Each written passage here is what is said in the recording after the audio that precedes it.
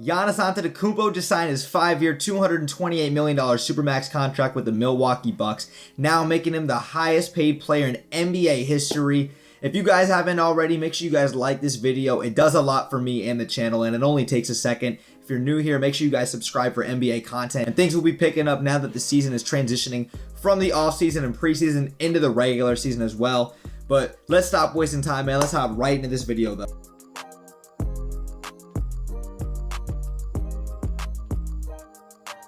Now, like I said, Giannis is now the highest paid player in NBA history, and rightfully so. At the age of 25, this man has already accomplished so much. He's a two-time MVP, a former Defensive Player of the Year as well, and his trajectory for his career has so much upside. He's continuously going up, and I see him developing a jump shot as well. We see over the years it has improved, and honestly, one of the most dominant players this game has really ever seen at such a young age. Mike Budenholzer and the Milwaukee Bucks have done an amazing job building the right team and organization around this guy, even though they haven't really gotten over the hump. We saw in the Eastern Conference Finals, they lost to Kawhi Leonard, who then went on to win the NBA championship versus the depleted Warriors. And then we saw last year in the bubble, they lost to the Miami Heat as well. That him locking up for the next 5 years for the Bucks is such a big deal, and it really takes the pressure off the organization to actually build a championship team around him. Now, that's not saying that the Milwaukee Bucks will not try to do their best to continue to build a championship team around Giannis, but the necessity pressure to make the trades necessary, like acquiring Bogdanovich before that trade fell through when he went to the Atlanta Hawks, or a trade for a guy like Jrue Holiday, moving on from George Hill and Eric Bledsoe,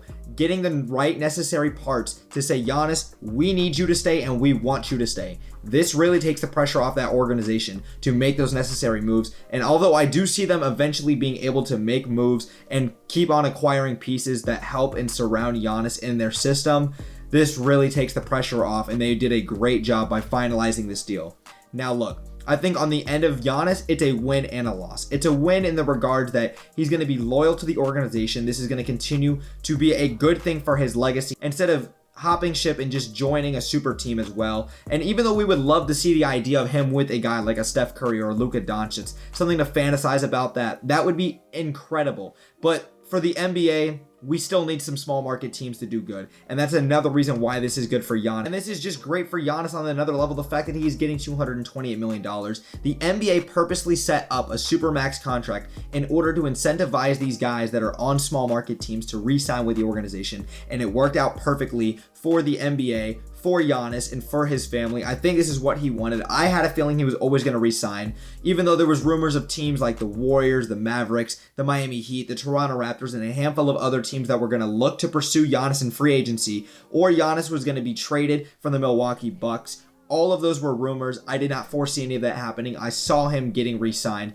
and I think the Bucks did the right decision. The wrong thing Giannis did, in my opinion, with this was signing a 5-year deal. It's not because the money's the problem, because he clearly got the most money in NBA history as well. He rightfully deserved all of that money and every single penny that he deserves. But the issue I have with it is the fact that I don't see Milwaukee being the destination for top-notch free agents to still come and play with him. The Milwaukee Bucks organization is going to have to make significant moves to make Giannis in the Milwaukee Bucks championship level teams. They're still going to be competitive. They're still going to be one of the better teams in the East year in and year out with Giannis as he continues to develop. But they're always going to need that second all-star, or maybe even a third all-star, in order to win in today's modern NBA. And that's what the Milwaukee Bucks need. I think Jrue Holiday makes them even more competitive. I think Chris Middleton's still a great player. They need more. They need more if they're going to come out of the East and they're going to be competing for an NBA Finals. And I hope that they can, because Giannis is going to be continuously ascending, which then gives him the flexibility and the leverage to put more pressure on the Bucks to say, hey, look, I can just walk and leave in free agency. Or you guys need to make the necessary parts and moves in order to get me these guys, and then I can continue to sign extensions from there. We see LeBron do it throughout his career. We saw Kawhi do it with the Clippers. And right now with the Clippers, and I'll go off on a little side note, they just signed Paul George to that max contract, which rightfully so they had to.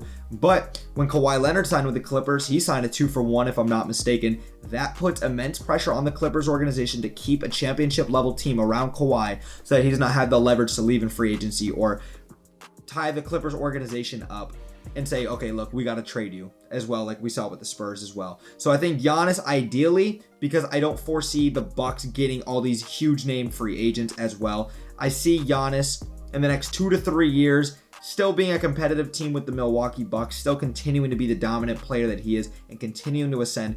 But I wish he would have more flexibility in the next 2 to 3 years in case things don't work out. He has the option to leave. That is neither here nor there. We're gonna have to see how the Bucks do. I'm happy for Giannis. I'm happy for the Bucks organization and small market teams, because that's why this rule was implemented. We saw even Donovan Mitchell as well sign that extension with the Jazz, and then Jason Tatum. Of course, they're a bigger market over in Boston, but that's why this rule was put into place, and rightfully so. All three of those guys I just mentioned deserve that money, and especially Giannis. That's it for this video. Thank you guys so much for watching. I want to know what you guys thought about Giannis re-signing with the Milwaukee Bucks and the fact that he got the Supermax contract as well. And what do you guys actually have as realistic expectations for the Milwaukee Bucks this year with guys like Jrue Holiday and Giannis on the team now, of course. But if you guys have any other video suggestions, make sure you guys always drop them down in the comments below. And if you guys, like I said, have not liked or subscribed, make sure you guys do that. It helps me out a lot, and it's just good support for the channel as well. Make sure you guys go follow me on my socials. I'm going to put those in the description for Instagram and TikTok. Other than that, that's it for this video. Thank you guys so much for watching, and I'm out, boys. Peace!